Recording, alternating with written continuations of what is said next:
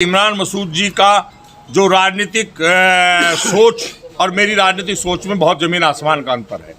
मैं कांग्रेस का एक स्थायी वृक्ष था, वो पहले भी अस्थायी थे, आगे भी उन्होंने बदला। वो एक दल बदल हो सकता है, लेकिन मेरा दल बदलना आसान काम नहीं था। मैं एक बट वृक्ष की तरह, अंगद के पैर की तरह कांग्रेस में था, लेकिन कहीं ना कहीं मैं यकीनन कहना चाहता हूँ कि मेरे परिवर्तन में और उनके परिवर्तन में ज़मीन आसमान का अंतर है। वो शायद हो सकता है सत्ता की वजह से, वो शायद हो सकता है और कारणों से वहाँ गए हों, लेकिन मेरा कारण तो बहुत साफ और सीधा है कि मैं एक साधारण कार्यकर्ता की तरह भारतीय जनता पार्टी के अंदर आया हूं और साधारण कार्यकर्ता की तरह देश और समाज की सेवा करना चाहता हूं। चुनावी समय निकट आते आते ही नेताओं का दल बदलने का जो कार्यक्रम है वो बदस्तूर जारी है, और इसी समय हम मौजूद हैं आज सहारनपुर में। यहाँ का एक कांग्रेस का बड़ा चेहरा शशि वालिया, जिन्होंने मेयर का चुनाव भी लड़ा, आज वो भी अपने साथियों के साथ भारतीय जनता पार्टी में शामिल हो गए। तो आज इनसे खास बातचीत करते और पूछते कि आखिर क्या वजह रही कांग्रेस को अलविदा कहने की और भारतीय जनता पार्टी में शामिल होने की। वालिया जी, काफ़ी आप पुराने कार्यकर्ता भी रहे, जनप्रतिनिधि भी रहे, आपने मेयर का चुनाव भी लड़ा कांग्रेस पार्टी से, और एकदम से बीजेपी के साथ कैसे दामन थाम लिया? मैं जन्मजात कांग्रेसी रहा हूं और आप समझ सकते हैं कि कोई भी काम एकदम से नहीं होता। आदरणीय प्रियंका गांधी वाड्रा जी हमारी नेता रही हैं, मैं उनका बहुत सम्मान करता हूं और उनसे बहुत प्यार मिलता था, इसमें कहीं कोई संदेह नहीं है। लेकिन उनके बाद जो आज की तारीख में उत्तर प्रदेश को देखने का काम कर रहे हैं, उन लोगों के अंदर वो विचारधारा नहीं रही जिस विचारधारा के चलते हम लोग कांग्रेसी थे। हमारी 3 पीढ़ी कांग्रेसी रही, हम विचारधारा से जुड़े लोग थे, और ये कहना कि दल बदलना आम लोगों के लिए कोई आसान काम होगा, मेरे लिए आसान काम नहीं था। चूँकि मैं जब होश संभाला था तब भी कांग्रेस में था, और मैंने जब 2006 में मैं शहर अध्यक्ष बना, 2014 में मैं जिला अध्यक्ष बना, तब भी हमने बुरे समय देखे हैं। मेरा तो यहाँ तक कहना था कि मंच, माइक और हम, ये समय भी मैंने 2007 के चुनाव में देखा है। तो ये कह देना कि मेरा पार्टी से बदलाव एक दल बदल का किस्सा है, ऐसा नहीं है। उन भावनाओं को चोट पहुंच रही है, जिन भावनाओं, जिन विचारधारा के लिए हम लड़ाई लड़ते थे इतने लंबे समय से, आज उन मूल्यों को रोज कुचला जा रहा है पार्टी के अंदर। ऐसे लोग जिनका कोई वजूद हैसियत नहीं है, जो पॉलिटिकल आइडेंटिटी नहीं रखते हैं, वो लोग आज हम लोगों को गवर्न करने की कोशिश कर रहे हैं। मैंने आदरणीय दीदी से इस और इशारा करने की पूरी कोशिश की थी, लेकिन शायद वो समझ नहीं पाए और या मैं समझा नहीं पाया, तो लिहाजा कहीं ना कहीं यही एक वजह मेरी बहुत बड़ी रही कि उन मूल्यों का ह्रास हो गया है, उन मूल्यों का ख़त्म हो गए हैं। और दूसरी ओर एक ऐसे समय में जहाँ एक और पार्टी कांग्रेस के अंदर मूल्यों का ह्रास हो रहा है, वहीं मोदी जी और योगी जी के नेतृत्व में देश के अंदर राष्ट्रवाद की एक लहर चल रही है। तो कहीं ना कहीं मेरे मन से भी आवाज़ निकली कि अगर मैं अपने उन मूल्यों का भी निर्वहन नहीं कर पा रहा हूँ जिनके लिए मैंने कांग्रेस सदैव रखी, तो क्यों ना मैं आज, जब देश को, समाज को, प्रदेश को जरूरत है मोदी और योगी जी के नेतृत्व की, क्यों ना मैं भी उसमें अपनी एक छोटी सी आहुति दूं, और क्यों ना मैं भी राष्ट्रवाद की जो एक धारा बह रही है उसमें अपना योगदान करूं। तो प्रियंका गांधी के साथ इतने समय जुड़ने के बाद आपने कहा कि उनसे आपको बेतहाशा प्यार भी मिला, सम्मान भी मिला, और जब आज चुनाव का समय है, उनको कहीं ना कहीं जनप्रतिनिधियों के अपने सहयोग की सबसे ज़्यादा आवश्यकता है, ऐसे में आपने उनका साथ छोड़ दिया। क्या आपको, आपकी कमी उनको महसूस नहीं होगी? निश्चित रूप से मैं तो मान रहा हूँ, मैं आत्मिक दुख भी महसूस करता हूँ। जहाँ एक और खुशी महसूस करता हूँ मोदी जी और योगी जी से मिलने की, वहीं एक और आदरणीय प्रियंका दीदी वाड्रा जी के प्यार को से बिछड़ने की दुख मुझे एहसास है।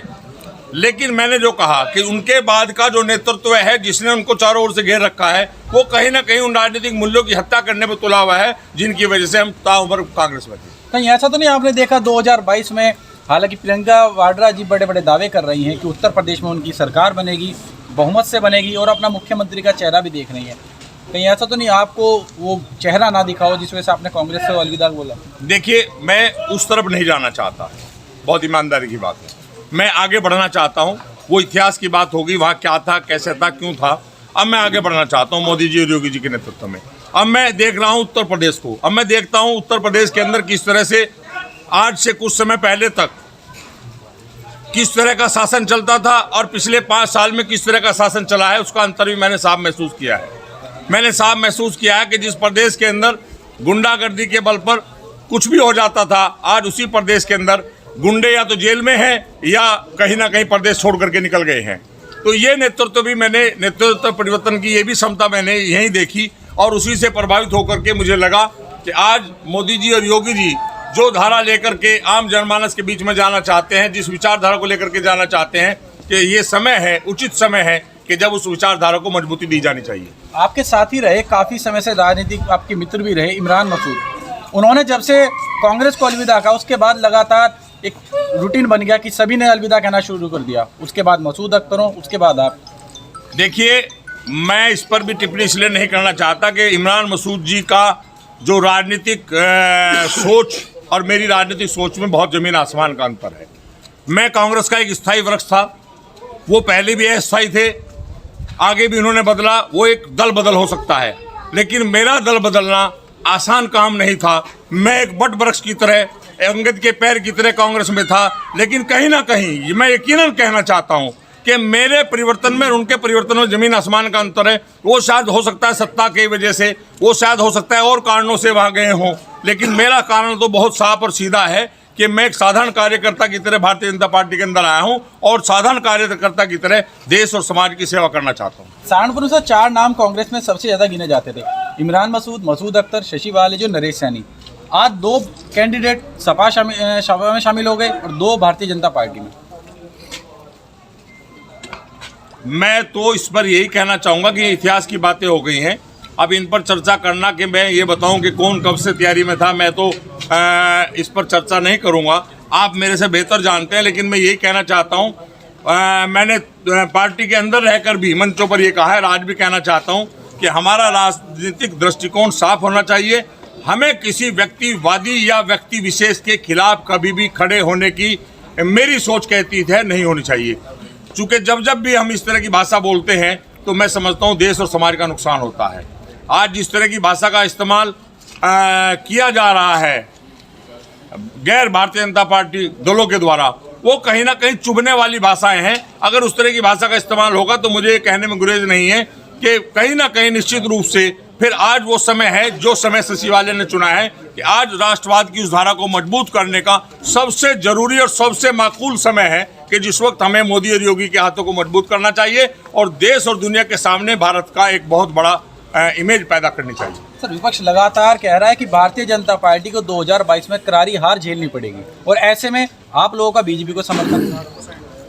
मैं साफ कहना चाहता हूँ 300 पार होगी योगी सरकार, कोई इसमें संशय नहीं है। जो लोग कह रहे हैं वो मुंह की खाएंगे। ये आई जुम्मा 4 दिन की बात है, ये आई तारीख 14 फरवरी यहीं होगी और आप भी यहीं होंगे और 10 मार्च का रिजल्ट भी यहीं होगा।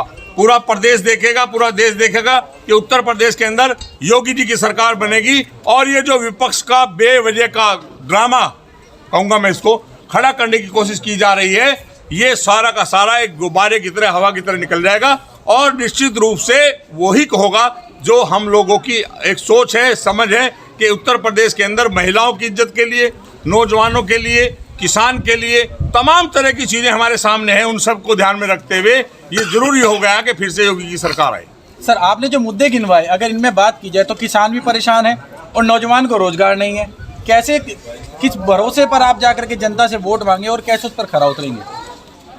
किसान की एक समस्या थी कि वो चाहते थे कि 3 बिलों का जो विरोध था वो एक समस्या थी। मोदी जी ने मिल बैठ करके उस समस्या का समाधान किया और दूसरी तरफ अगर किसान की बात लें तो किसान इतना खुशहाल है कि अगर हम पिछले बार के बात करें और इस बार की बात करें तो हमारी बहुत सी चीज़ें, जैसे मैं एक मामूली किसान हूँ, मैं भी घास की बात करूँ अगर तो घास पिछले सीजन में अगर 100 या 150 रुपये होता तो इस बार 300 रुपये है। तो किसान का घास बिक रहा है, वो किसी व्यापारी का घास नहीं बिक रहा है, तो उसी में आप मुनाफा देख लीजिएगा।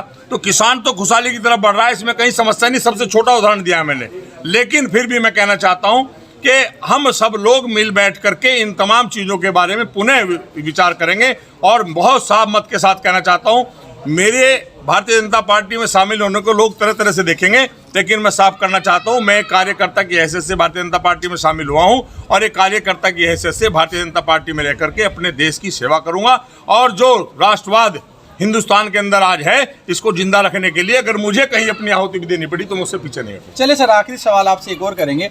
आपके काफ़ी करीबी इमरान मसूद और मसूद अख्तर आज आपके सामने विपक्ष में है, कैसे टक्कर देंगे आप उनको? क्योंकि वो तो कह रहे हैं कि अब की बार बीजेपी को हराने के लिए हर संभव कार्य करेंगे।